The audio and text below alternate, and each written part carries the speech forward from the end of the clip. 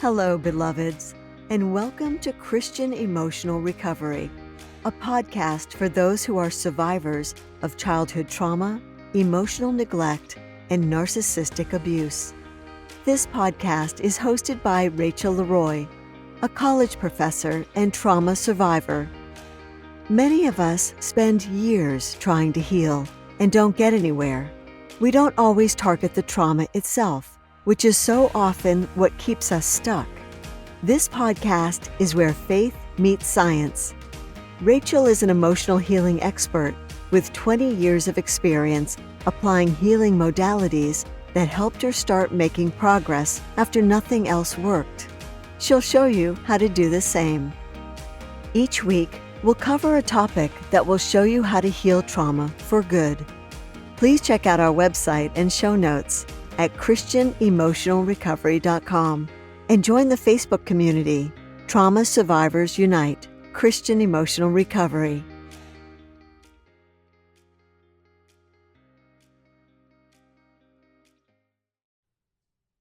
Hello, everyone.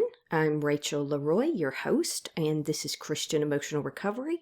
I hope everyone is well, and this will be episode 16 of season 4. Episode 16 of season 4, and it will be Embodying Authentic Joy After Trauma. Embodying Authentic Joy After Trauma. Now, often on the podcast, we talk a lot about overcoming trauma, the nature of trauma, healing from abuse, identifying abusive behaviors, setting boundaries, but I think it's equally important to remember that we can get caught up so much in the trauma and the healing of the trauma that we forget to think about the fact that we are, as Christians and as human beings, joyful creatures, and that even though we survived trauma and that makes experiencing authentic joy more challenging, we can get back to a place where we're able to do that, and there are ways that we can cultivate authentic joy without it being fake or without bypassing. So we're going to talk about that today, embodying authentic joy after trauma, and we'll talk about that in just a little bit. So just a few reminders. If you haven't, check out the Facebook page at Christian Emotional Recovery, Trauma Survivors Unite. I'll put all the links to this in the show notes. Also, check out the YouTube channel, which has unique material that is not on the podcast for the most part. I do a few crossover episodes each year, but overall, most of the episodes are different, and they tend to be a little shorter and a little more specialized in their topics. So go and hit subscribe, and you'll get notified every time a new podcast episode or a new YouTube channel video comes out, because I do put the podcast on the YouTube channel as well. So you can get notified for both if you go and subscribe to the channel. So it's also called Christian Emotional Recovery, link in the show notes. Lastly, it is challenging sometimes to pay for all of the materials and the platforms that go into making the podcast. And I have had some followers that were contributing, and I do have a few, and I'm very grateful. But if you would like to contribute, it would help me out a lot. You're not obligated. The podcast will always be free. The YouTube channel will always be free. There will always be some free meditations, and the group, the Facebook group, will always be free. But I am starting to create some monetized materials like meditations. I'm going to be creating courses, and I may eventually do a membership site as well. In the meantime, if you would like to help, like I said, I take time out of my week, and it helps me to be able to honestly live and pay bills, but also to pay for the podcast and to be able to continue doing what I do. Because I do take time out of what I would be when I would be working. I do work, but I also do this. So if you would like to contribute, you can go to Patreon and you can subscribe, and you can contribute monthly, anywhere from $5 to $100 a month, and anything in between, especially on the low end. If you'd like to donate once, you can either go to ko-fi.com or you can donate at PayPal. And I will put those links in the show notes as well. So let's go ahead and jump right in and get started. Embodying Authentic Joy After Trauma, episode 16, season 4. So I posted something to my group a few weeks back, and I did not know it was going to resonate with people so much. How many likes a post get isn't everything, but in a group where people are looking to get guidance and empowerment and education and just community. I post a lot of memes that support people in those ways and educate them and help them to heal. And one that I posted that resonated and got so many likes, what I try to do when I'm creating the podcast is I ask, what's resonating with my audience? Sometimes I feel led to share a certain message. I feel led by God, but there's other times I feel like the audience is telling me what maybe the message needs to be. And sometimes I think on this channel, we need to focus more on joy and on the fruits of the Spirit and on good things. And I'm not talking about being fake. I'm not talking about toxic positivity. Believe me, I've struggled with those. I spent so many years trying to do, going into the positive quote, I'm using air quotes, positive thinking movement.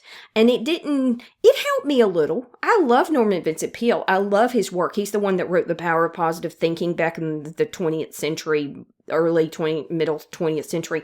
And I love Norman Vincent Peale. I love his teachings. I love his works. But I think that what he teaches is limited because they didn't have the knowledge of trauma that they did then, and you can't always just will yourself to be happy. I do think that you can think positively and you can choose to do that, but you can't heal just with positive thinking. And I got caught up in that toxic positivity mindset, and it was destructive for me for years because I felt like there was something wrong with me. Well, you're just not thinking hard enough. You're just not being positive enough. You just don't have enough willpower. I heard all of that BS. And I'm sure that a lot of you understand where it's coming from. You understand the power of positive thinking when it's healthy. But then there's another kind where you have like law of attraction and positive thinking, and they're more like movements and they become more superficial, and it becomes about toxic bypassing. If you ever read anything about, in self-help about law of attraction, which I personally think I think that people's thoughts do create their experiences, but I don't think it's to the point that a lot of these teachers like for you to think. You can change your life by thinking positively, but it has to come from an authentic and healed space. Does that make sense? If underneath the positivity, there's cognitive dissonance, and I have some teachings on cognitive dissonance, and I'll put those in the show notes if that would be helpful. But cognitive dissonance is basically where, let's just give an example. Let's say that you did get caught up in the positive thinking or law of attraction movement. And let's just say you keep thinking positive thoughts and saying positive things, but deep down, you know it's not going to work. Deep down, it feels forced. It feels fake. Again, I'm not talking about pushing yourself outside of your comfort zone. That's a little different than something that feels forced. Or if you're in a relationship with someone who is unhealthy, toxic, or even abusive, and you want to believe that things are going to work out with them, but deep down you don't, that's sort of disparate, holding two different contradictory thoughts at the same time. And usually the one you feel like you should feel or you should be is on the surface, pushing down what really is going on. That tension in your mind is called cognitive dissonance, and it's very painful and very scary to bring up whatever's being suppressed, but it has to be brought up, or that cognitive dissonance will never heal. And it also means that if you're forcing joy and forcing positive thinking, it will never be authentic. It has to come from somewhere authentic. And then if you're weighted down by the issues of trauma and PTSD and abuse, and you're trying to heal through those, a lot of people who experience trauma, survivors, we especially struggle with finding authentic joy because we want to experience it, but then often it gets into being forced because we experience a lot of anxiety and a lot of depression and a lot of fight or flight mode in our brain and in our neural network, right? So how do we find authentic and spontaneous joy? And so let me say this quotation again. This is kind of what the whole talk here is revolving around. And by the way, I really don't have any notes today. I'm just letting God lead me to say what I need to say. And I have a couple of sources that I'm using to give a little bit of research background here on, first of all, how people who are trauma survivors struggle to experience joy, and then specific ways that people who have had post-traumatic stress syndrome, complex trauma, and similar conditions can actually cultivate joy in an authentic way without bypassing. So the quotation said, "You're not healing to be able to handle trauma. You're used to trauma. You're healing to be able to handle joy. So that's what we're focusing on today. But in order to do that, we have to start from the reality of trauma and then work towards the joy in a way that is authentic for where we're at in our unique journey. And everybody's a little different, but if you're a trauma survivor, this is who this is for. So a little bit about the different kinds of joy and what joy is. Joy is a fruit of the Spirit, right?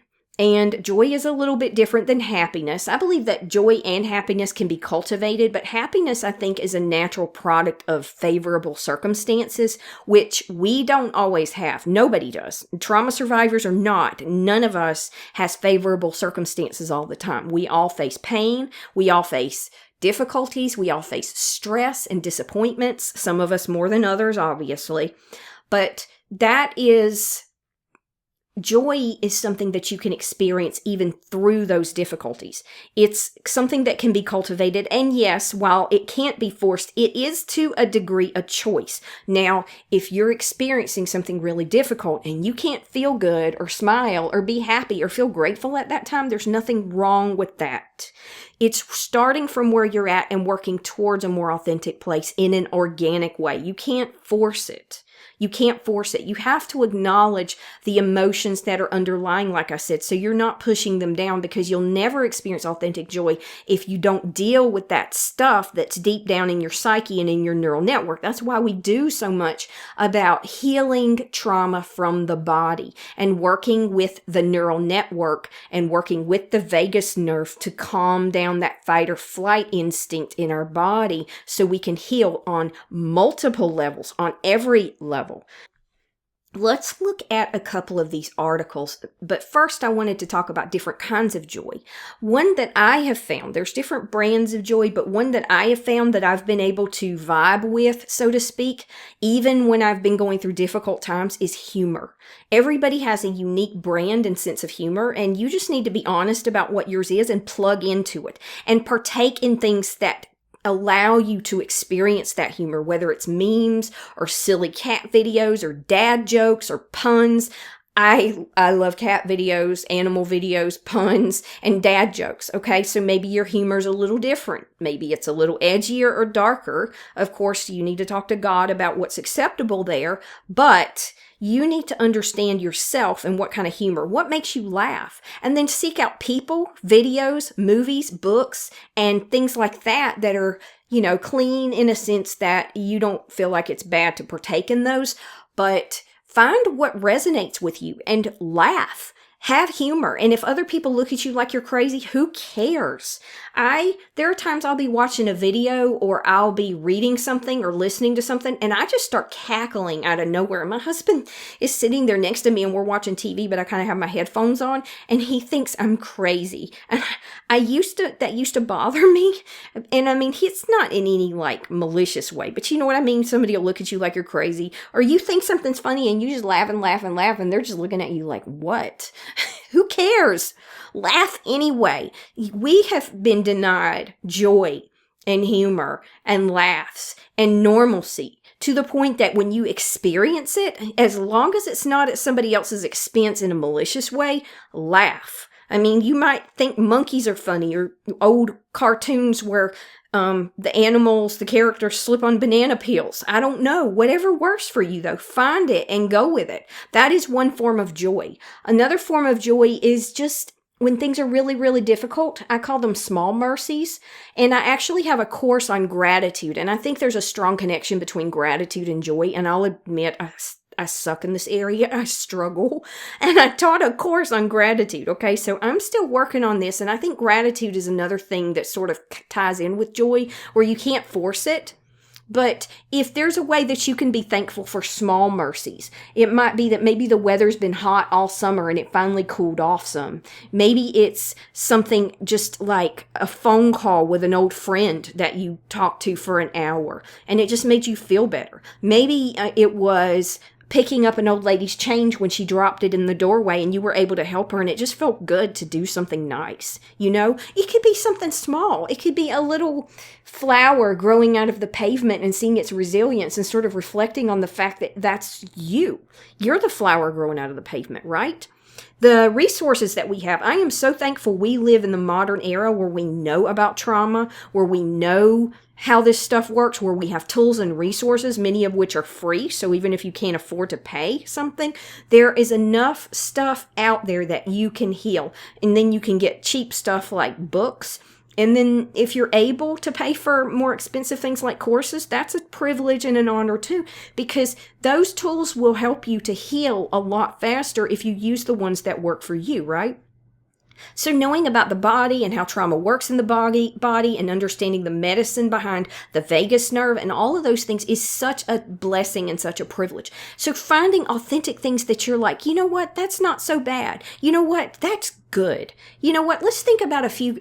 There are times where I'll just stop and I'm going to think of 5 things I'm thankful for, and I'm going to try to make them non-generic. In other words, you could say I'm thankful for the sunshine every beautiful spring day, but maybe you've done that 5 times in a row. So come up with something that's more unique to that day, or something you haven't thought of. So that's another form of joy that you can cultivate. So there's humor, and there's gratitude, and of course there's joy in the Lord. That's an eternal thing that never changes.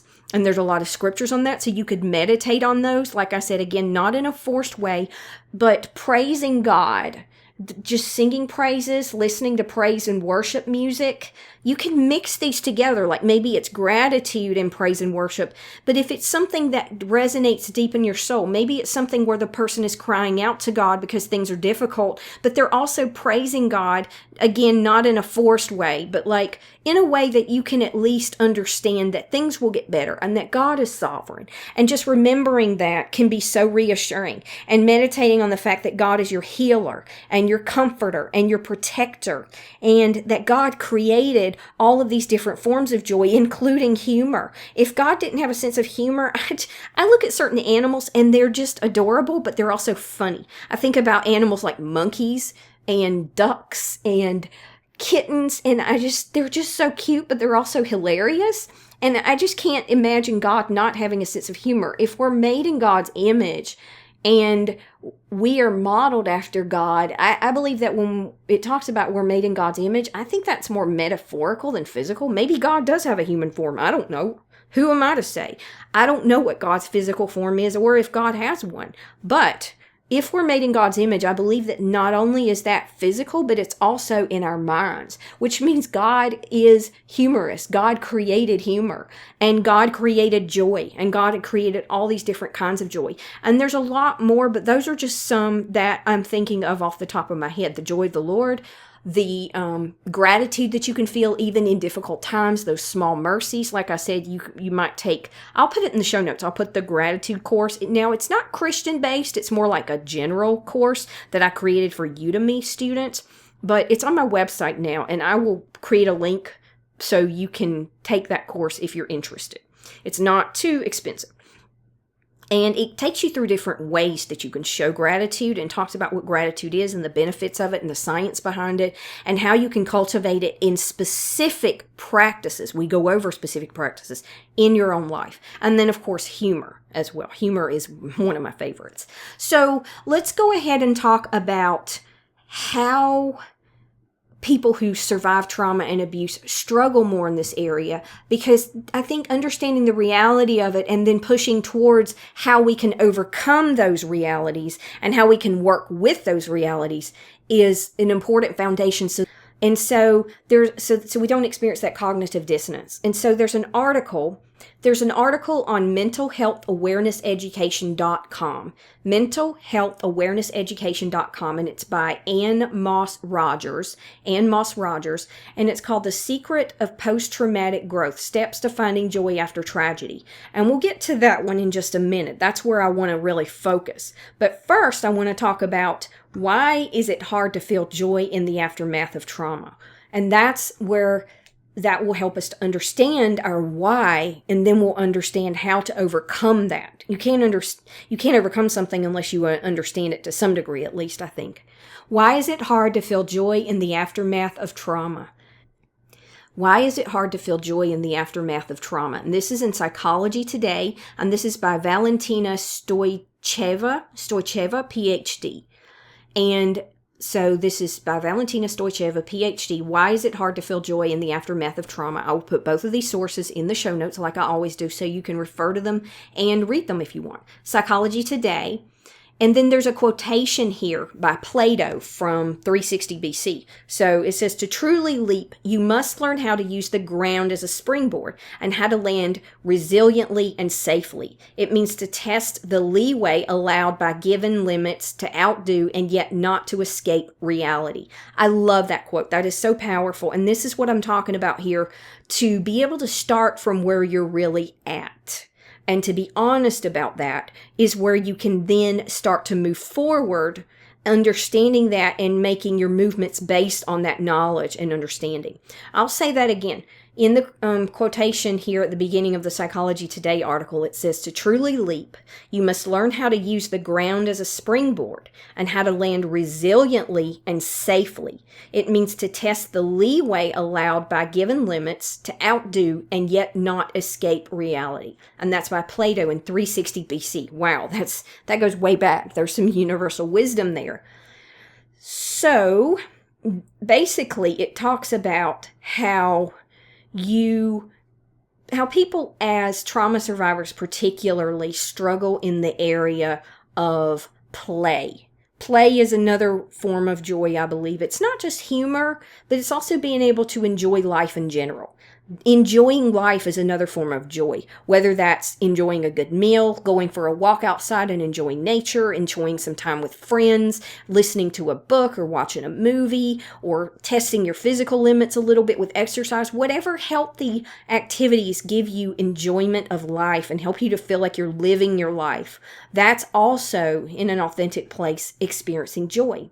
And the article says, for many of us who have experienced trauma, it's very relatable to experience loneliness, social isolation, and strict adherence to daily routines and unwritten rules of behavior.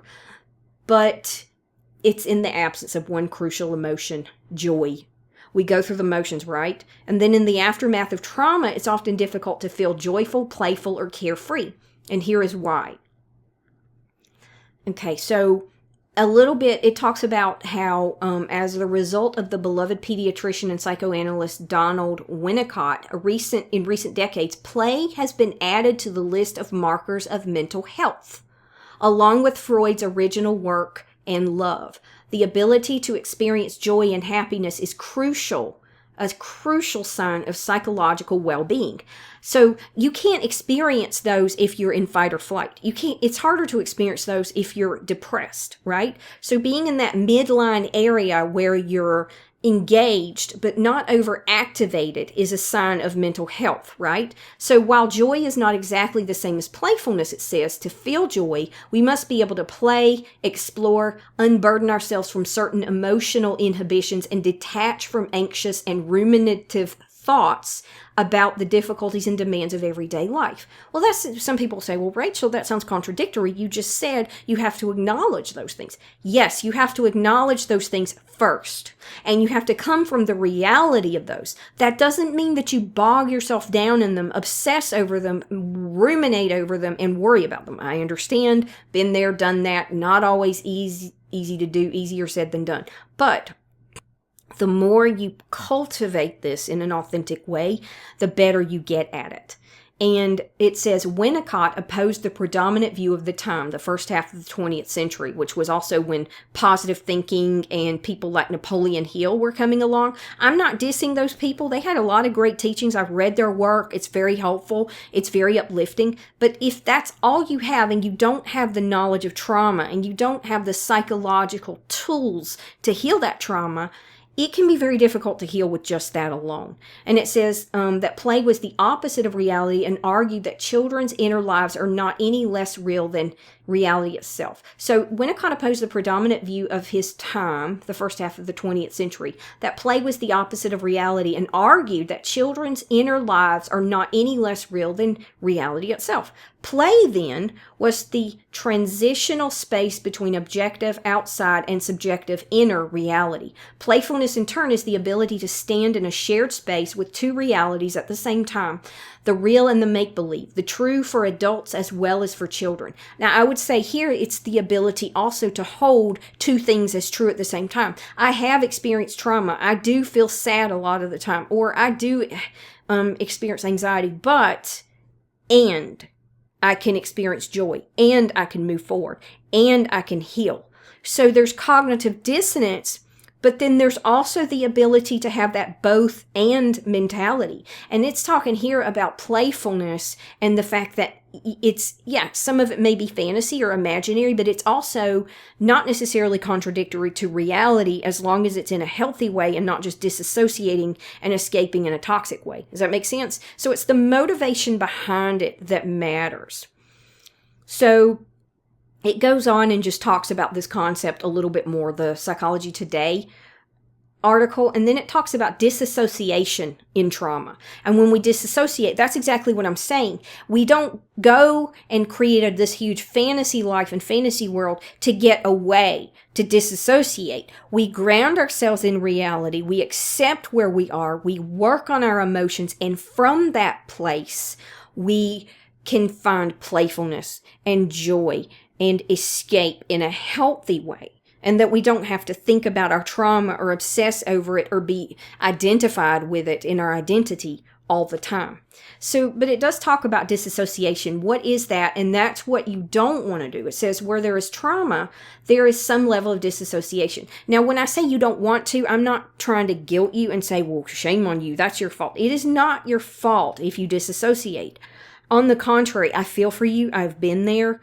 But this is where you need to work on moving beyond that, dealing with the disassociation, showing yourself compassion for the disassociation, even accepting it. That seems contradictory. It's not. The way you heal something is by accepting it, listening to it, showing that part of yourself compassion.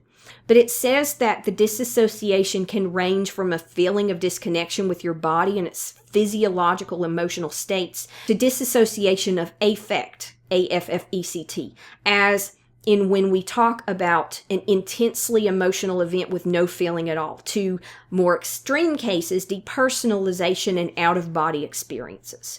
Not all disassociation is problematic, it says. To better understand it as well as the role it plays in how we experience emotions such as joy, we must first understand its origins.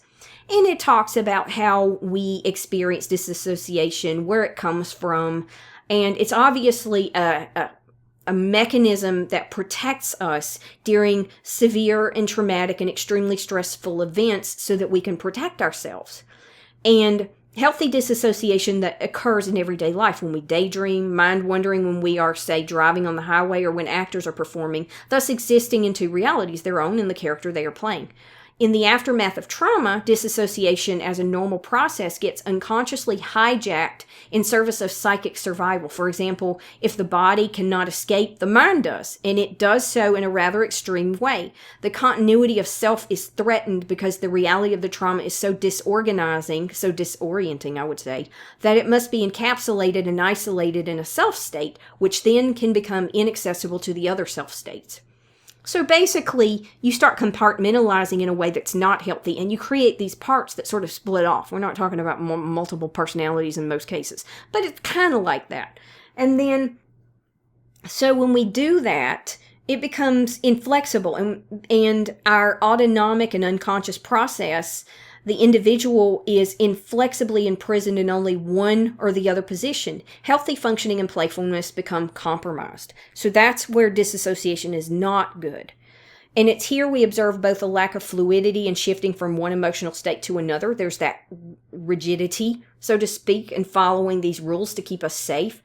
And then playfulness gives us that ability to expand, to explore, to experiment. And that's why you see things like coloring and yoga and dance and art as forms of trauma healing, because it allows you to start exploring those other parts of yourself where you can be playful, where you can experience joy, and where you can experience a full life and feel safe within your own body, and actually open that space up so you're not restricted. And so people with PTSD can often even become rageful, tearful, or frightened at a split-second notice. So what do we do to restore joy and playfulness? It says restoring one's playfulness and ability to feel joy has been done experientially. It has to be done experientially. So everybody's different. You have to experiment and see what works for you. In therapy, for example, treatment focuses on connecting with the split off feelings and experientially showing the individual that their negative affect is not destructive, that they can feel the full vastness of their sadness and not be swallowed by it. And they can remember and process terrifying events without losing their mind and face shame without judgment. It's about processing those emotions in a healthy way, in a gradual way, in an incremental way, in a safe way. And often that needs to be done with a therapist. It can take time and it takes patience. And so it does take working through that stuff, and then you start to restore yourself back into your body. You start to experience more stability where you're in that midline area of not being underactivated and disassociated, but also not overactivated. And in fight or flight mode, you're in that safe place where you can be fluid and flexible and you can engage with other people and you feel safe and you can be playful and you can laugh and you can find humor in situations.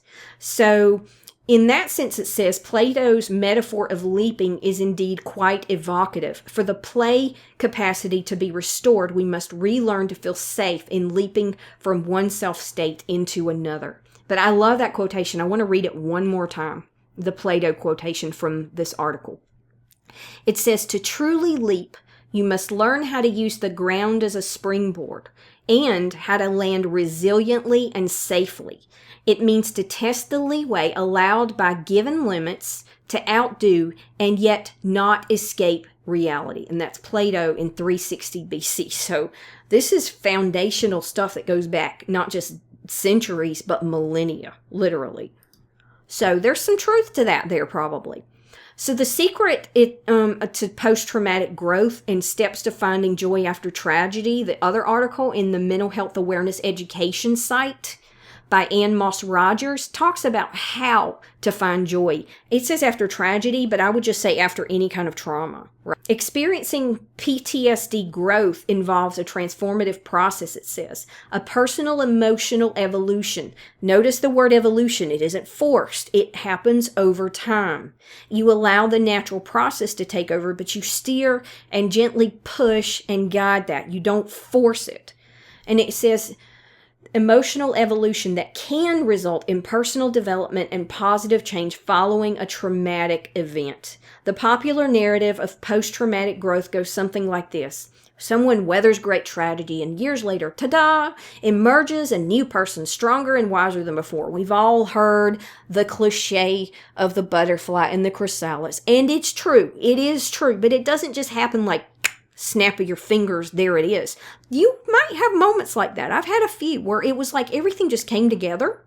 But it was after years of hard work in most cases, where maybe God just delivered you from something that you had been praying about for years, maybe even decades. Maybe you're still waiting on that deliverance. And maybe you've been delivered in some areas like I have, but not in others. So it's about flow. It's about evolution. It's about a natural process that you allow to happen, but also make happen without forcing it.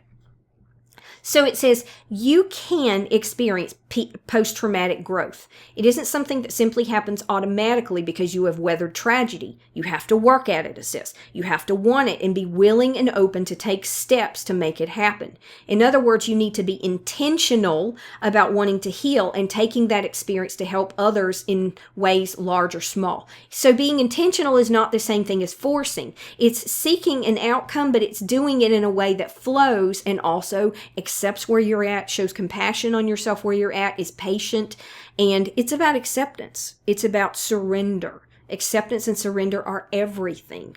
So the writer here talks about, like I said, you can experience post-traumatic growth. And that's where being intentional helps you to be able to experience joy. So she says, it was a shock when I learned that vulnerability was seen as a strength, not a weakness. When she says that, the first person I think of is Brené Brown. And if you have not checked out Brené Brown's work, it is phenomenal. It's fantastic. Go and look at her talk on vulnerability. I will put it in the show notes. And only recently have we begun to see that vulnerability is not only good, but it's essential to growth and healing. It's essential to experiencing a joyful life and to experiencing authentic and good, healthy relationships. So I won't get into vulnerability. I have some talks on it and stuff, and I'll put hers at least in the show notes. And if I find some on vulnerability, then I will put those in the show notes as well. But she says, but this isn't something that simply happens automatically. The experiencing the post-traumatic growth, but the shock of vulnerability being seen as a strength and not as a weakness is a relatively new thing. So finding your voice, finding your strength, and healing emotionally, those are part of vulnerability. And so being able to be authentic is healthy. And that's what I'm talking about when I say being able to process your emotions, being able to not have unhealthy cognitive dissonance, being able to acknowledge what you're going through. That doesn't mean you get caught up and tangled up and just let it possess you and control you. Does that make sense? You're able to feel it and acknowledge it and give it a space. You're able to hold space for those parts of yourself. You're able to allow other people, like your therapist, to hold space for those hurt parts of you. So factors that contribute to PTSD growth, post-traumatic growth, feeling your feelings. So now we're getting into the stuff where you can actually work towards joy, work towards being able to experience more authenticity, work towards experiencing more vulnerability, work towards more humor, and sort of it's this sort of paradoxical thing, because in a sense you're steering it and you're pushing it, but in a sense you're also letting go of the wheel and letting it happen, if that makes sense. When you hear that saying, Jesus, take the wheel, I don't think that means you just sit back and pray and do nothing. I'm not one of those people. I don't believe you just sit back and pray and hope good things come to you. No. I think you have to work. I think you have to take action. And even the saying, be bold and mighty forces come to your aid, there's truth to that. Taking a few risks, calculated, intelligent risks, not stupid, dumb risks, and finding that balance there. But it says here are the factors that contribute to post-traumatic growth. Well, like I said, that will help you to cultivate authentic joy, feeling your feelings. It says pushing your feelings away because they are uncomfortable, denying or numbing them will only keep you stuck in that ugly, raw place for longer than you want. So you need to let those feelings in. Using a substance won't get you where you want to go, but will prolong your pain. So it says usually intense feelings will last about 60 to 90 seconds and will lift because emotions are temporary. So being able to hold a space, Roland Bell calls that containment. And I've done so much meditation, hundreds of meditations on containment, and it's helped me so much. A little bit at a time. Easy does it, right? But once that emotion passes, get involved with another task or distraction, there will be pain in the process, and set the expectation you will get through it. The secret is not to jump to distraction before feeling and reflecting on the emotion first. So the first one was feeling your feelings. The second one, acceptance and resilience. And I want to talk in the near future a lot more about resilience. We haven't talked about that enough on this channel. We have talked about it, but not enough. I want to start steering this channel more towards the results and the solutions and the joy and the healing and the life you can have after trauma, or even while you're still healing from trauma. And resilience is part of that. That's what resilience is. Accepting the reality of what has happened, understanding you can't change it, and developing healthy coping strategies in the aftermath are crucial, she says. This involves acknowledging the trauma without being overwhelmed by it. Number 3, self-reflection and finding meaning. This involves reflection to find a way forward by giving back. This does not have to be grandiose, but something as simple as volunteering for a cause. You start by reevaluating priorities, relationships, beliefs, and values. For me, I think finding meaning is reflecting on the experience and being able to reframe it in a way that's healthy. and accepting the reality of it, but also finding the wisdom and the good that can come out of it. I'm not one of those toxic teachers that's going to tell you God is punishing you or God put you through that hell so that you would be a better person, so you would be ready to do His will. There may be some truth to that, but I don't emphasize that. I do believe that when something happens, it's happened. We can't undo it. But there can be things that we can get out of that, good that can come out of that in spite of the difficulty, in spite of the tragedy. Does that make sense? So if it's already happened, you can't control that. That's not your fault. You just have to move forward and find acceptance and peace and meaning in that. And part of that is to be able to accept what has happened. Self-reflecting and finding meaning is about resilience. Number 4, seek support. There's no badge of honor in going it alone. I've never understood this.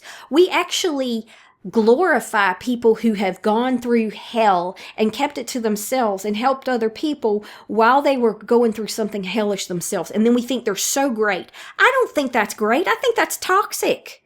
It's not toxic when you're going through something not to dump it on other people. It's not toxic when you're going through something not to talk about it all the time. It's not toxic when you're going through something if you're able to continue to help other people. But it is toxic to try to do both at the same time, carry it all on your own, and then act like that's something great you just did. It's not great. That's not healthy. You need help. You need to also you also need somebody who is doing the same for you because you're going through something and you need support. There's no badge of honor in doing that alone. That's ridiculous. That's unhealthy. And denying yourself connection to others who have been through the same kind of tragedy is a sign of stubbornness, not strength. So when people do that, they're being a donkey's butt. They're being a donkey's hind end.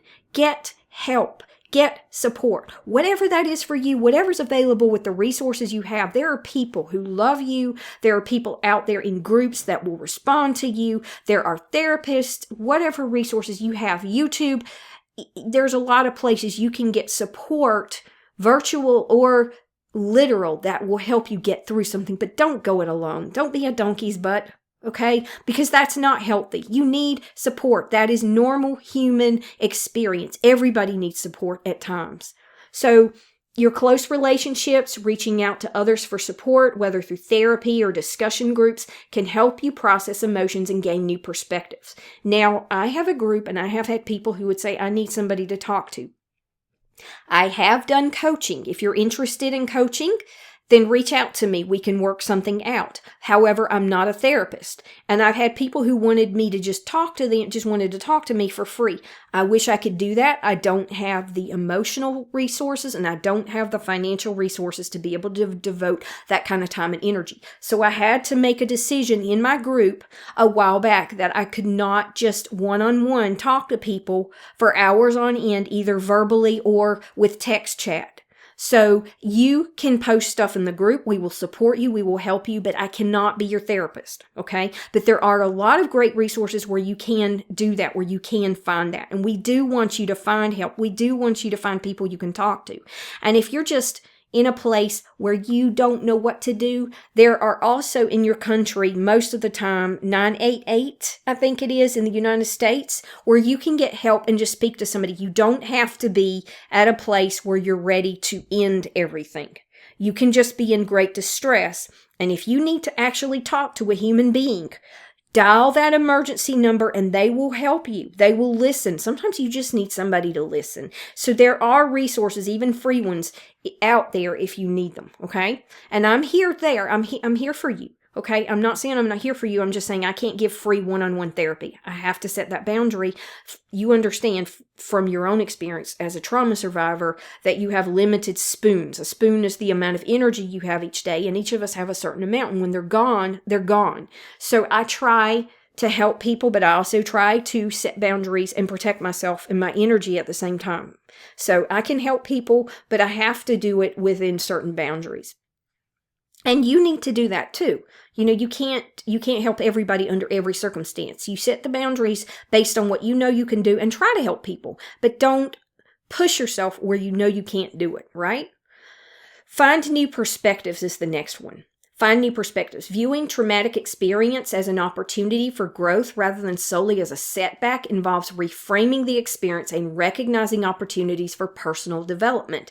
This is part of, and I would say, natural evolution, and might not be the way you will see your situation right away. So it takes time. It takes time.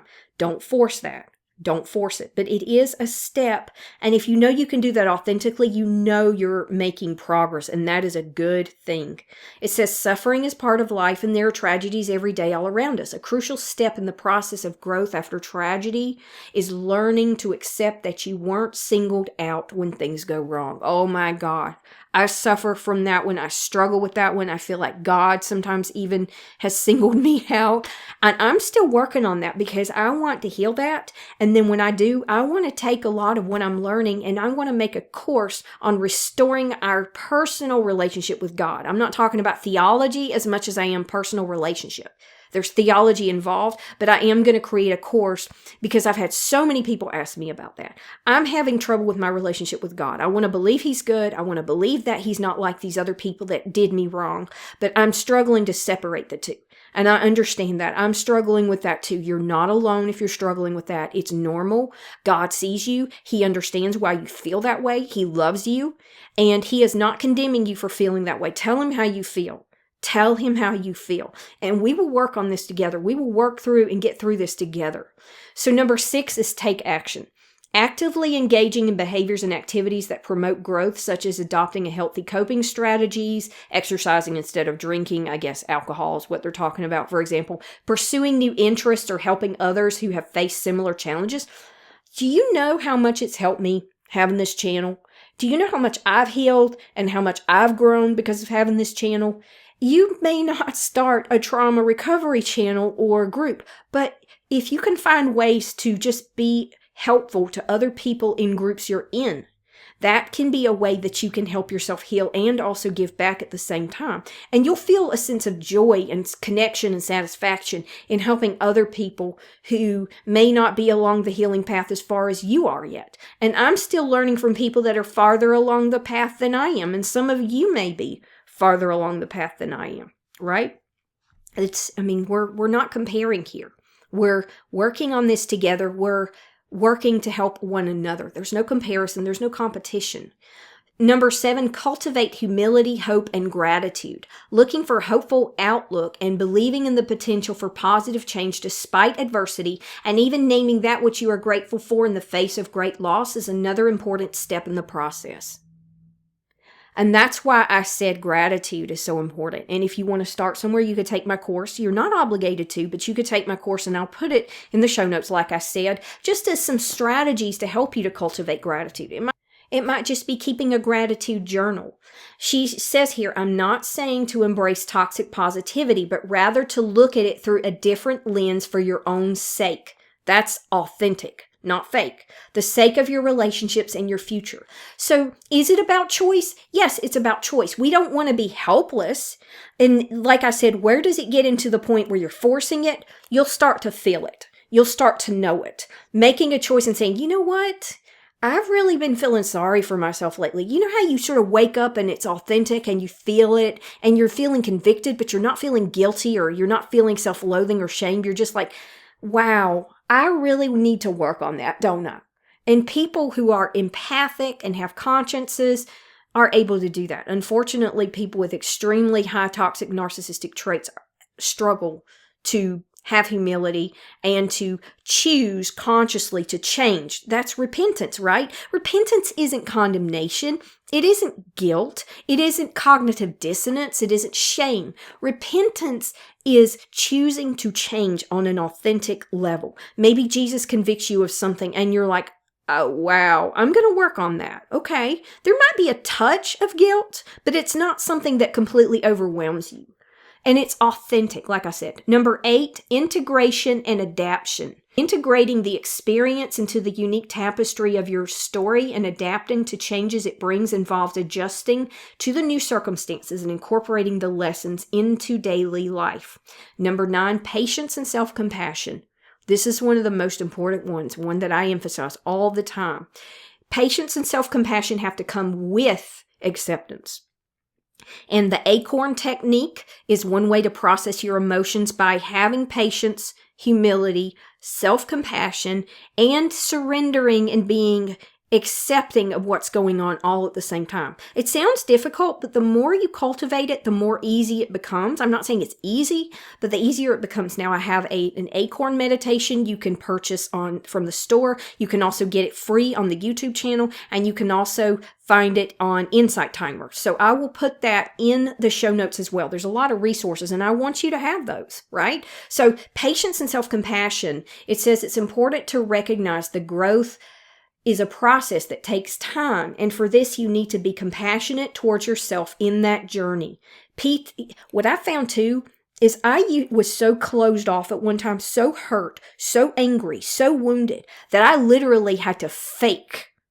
I had to fake compassion for other people. I had to fake empathy. I thought there was something wrong with me. I didn't know the word narcissist at the time or sociopath, but I thought I was the kind of person that you would identify as that, even though I didn't use that word. But when I started to experience these terrible things at work and I was being treated terribly, I started to make connections between that intense pain and I would never want somebody else to feel this way. I could never subject somebody else to this kind of treatment. And then I started making the connection. I'm feeling something for other people. And then I was able to connect that with their other experiences. So if you find that you're cut off from your empathy towards other people, if you can find any kind of connection like that, go with that.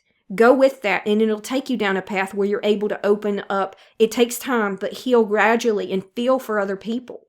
Because that's literally what empathy is. You have to have it in balance. You can't just overwhelm yourself with the problems of the world because, good Lord, the world can be so messed up and there are people starving and people in pain and children being abused. I'm not here to talk about all that or to deny it, but you can't allow yourself to be overwhelmed either. When you're opening that stuff back up, to the joy of life, you will find yourself overwhelmed at times and you'll have to close it back up to protect yourself, and that's okay. That's part of the process, is finding that balance. It's always a process. It's always ongoing. It's always changing. It's always growing. It's always moving. But it says post-traumatic growth is a highly individualized process, and not everyone who experiences trauma will necessarily undergo this kind of transformation. However, these steps can contribute to facilitating personal growth and positive change after a traumatic event. So, it's about natural evolution. It's about the paradox of steering something and pushing it a little bit and allowing it to happen organically and naturally. It's about all these different things that combine and come together. So we've talked about embodying authentic joy after trauma. This is episode 16, and it's season 4. And we talked about the quotation, "You're not healing to be able to handle trauma. You're used to trauma. You're healing to be able to handle joy." And so we talked about different kinds of joy and how you can start to cultivate those naturally. And we talked about how trauma survivors face more struggles and challenges with experiencing different kinds of joy and playfulness and humor and gratitude and things like that, and humility and vulnerability. Those are all forms of joy. But as we learn to do that more and more, we get better at it. And as we allow ourselves to grow naturally and we don't push or force, if we allow those emotions to come up safely, gradually, and feel them so we don't have that cognitive dissonance, so we're not pushing that stuff down, we begin to heal gradually, and we're in a place where more and more incrementally we're able to be playful. We're able to cultivate humor. We're able to experience the joy of the Lord. We're able to be able to give back and to be authentic, right? So the different kinds of joy, the challenges of trauma and abuse survivors have at experiencing joy, ways to cultivate authentic joy without bypassing or toxic positivity as a trauma survivor. But at the end of the day, it's about not forcing. It's about showing yourself compassion. It's about allowing yourself to forget about things and enjoy life. That's part of healing too. Not just push, push, push, push, push, push, push. You can push the healing so hard that it is forced. So it's about finding a natural balance. And that's not easy. I'm not going to say it's easy. It's not at first, but the more you do it, the better you get at it. The more you do it, the better you get at it. So it's a skill you can cultivate.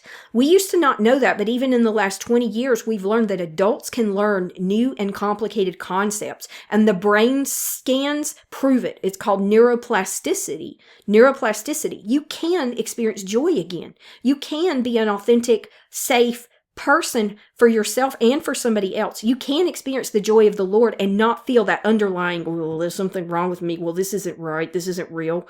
This is fake. I'm still struggling with that some, but you keep working at it and you will experience more and more authentic experiences like that as you work on healing all of that stuff. Okay? So just remember, you're not healing to be able to handle trauma. You're used to trauma. You're healing to be able to handle joy.